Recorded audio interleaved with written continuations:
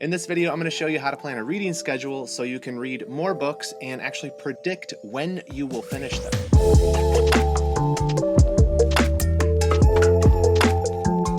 Hey, my name is Reagan Rose. On this channel, we talk about personal productivity from a Christian perspective.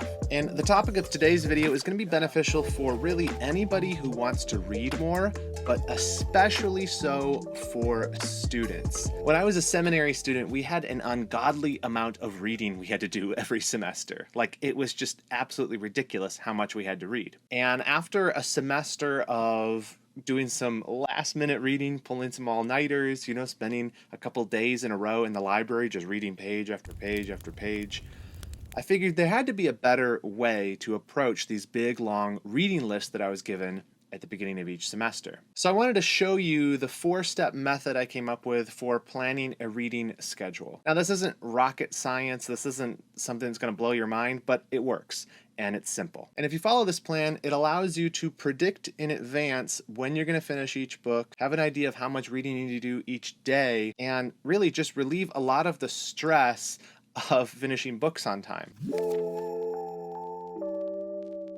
Step 1 is set a goal. So a good place to start is with a reading goal. Now, if you're a student, the syllabus kind of does this for you. They tell you, here are the books you need to read this semester. But if you're not a student, you could set a goal of your own. For example, my goal for this year was to read 25 books, and that is roughly 2 books a month. Maybe you want to just read 12 books a year. That's 1 a month. Setting a goal allows you to make a plan that's going to actually get you there. Now, there's sort of 2 parts to setting a goal. First is how many books you want to finish and when you want to finish them. Now, the other part of setting a goal is sort of your daily reading goal. How long do I want to read each day? And how many pages can I get through each day? This part helps you to know how realistic your goal is. And if you're a student, it helps you to know how long you need to read each day if you want to actually stay on track. So I looked this up. The average reading speed of like non-technical, sort of popular level nonfiction is 200 to 250 words per minute. And of course, this number is a lot slower if you're reading more technical stuff like scientific papers, stuff of that nature. It's going to be more like 50 to 75 words per minute. But let's stick with that first number for now, because I think this is going to make up the bulk of our reading, non-technical, nonfiction reading. So let's go with the lower number, 200 words per minute. That works out to roughly 2 minutes per page. That means you can read about 20 pages per hour if you fall into that average. Obviously, this number is going to be a little bit different for everybody, but let's go with that to keep the math simple. Now that brings us to step number 2 of creating a reading schedule, which is work backwards. So now that you have a goal for what books you want to get through and you know about how many pages you can read in a day, now we need to actually count up how many pages we actually need to read. So I like to do this book by book. Now the average nonfiction book is about 200 pages. So now what you're going to want to do is divide the number of pages by how many pages you can read in a day. So let's say that you carved out an hour for reading each day and you can read 20 pages per hour. How many days is that going to take to read a 200-page book? 10 days. Easy math, right? So you can see that it's totally possible to read a book every 2 weeks at a fairly relaxed pace, because that's 14 days to read a 200-page book. So I don't even have to read an hour per day to read a book every 2 weeks. Again, if you're a student, you may have to spend more than an hour each day, but you should do this ahead of time and plan out your semester so that you can spread out the amount of reading throughout the whole semester instead of cramming it in right before the book is due. So when I was a student, I would do this for every single book. I would make a list of all of the reading for the semester, when each book was due. I would count up the number of pages in each one, and then I would plan out an entire schedule for what I needed to read in each book each day so that I could stay on task. And it made it super easy because it meant that I only needed to spend an hour or 2 reading, and I knew exactly what to do, and I never felt the pressure of thinking, oh, I'm behind, because I knew exactly where I was in relationship to that deadline. If you're finding this video helpful, do me a favor and hit the like button to let me know. Now, a little bonus tip here.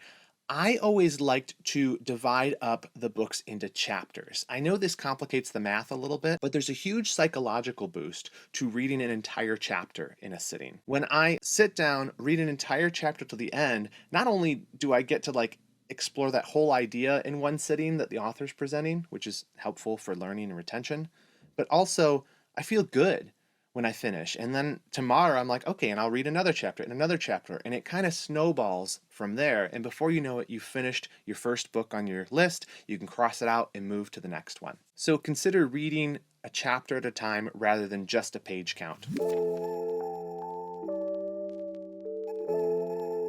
Now, step number 3 is create reminders. Now that you've set your goal, you're working backwards, you have sort of a plan for what you need to read each day. Now it's time to put a schedule on it. And I like to do this by creating a reminder for it. When I was in school, I used a program called OmniFocus. These days, I use one called Things. But for the sake of simplicity, I'm just going to show you on the Reminders app that comes on every iPhone. You don't need to have an iPhone. You can do this in any task management software or an Excel spreadsheet or even in a notebook. The point is simply to make a due date for every book and to set up a plan for what chapters or how many pages you're going to read each day and actually put dates on them. This is really the key to the whole thing, because you already know from your syllabus, if you're a student, when you want to finish each book. The trick to having a reading schedule is that you're planning to actually meet that deadline by deciding what you're going to read each day. So in a Reminders app, enter each book with a due date, then enter subtasks for each chapter,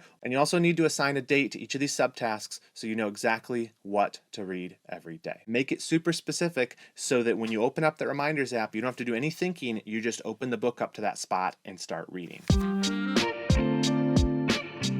And the fourth and final step is decide when you'll read. It's important to decide a goal of what books you want to read, how you're going to get there, what you're going to read each day. But man, the thing that's going to throw this all off is if you don't have a plan for when you will read each day. Because you can have a good intention, you can have a really good plan, but if you don't know when you're going to execute on that each day, it's probably going to fall apart. So if you know you need to read an hour each day to stay on track with your plan, don't just hope you find an hour.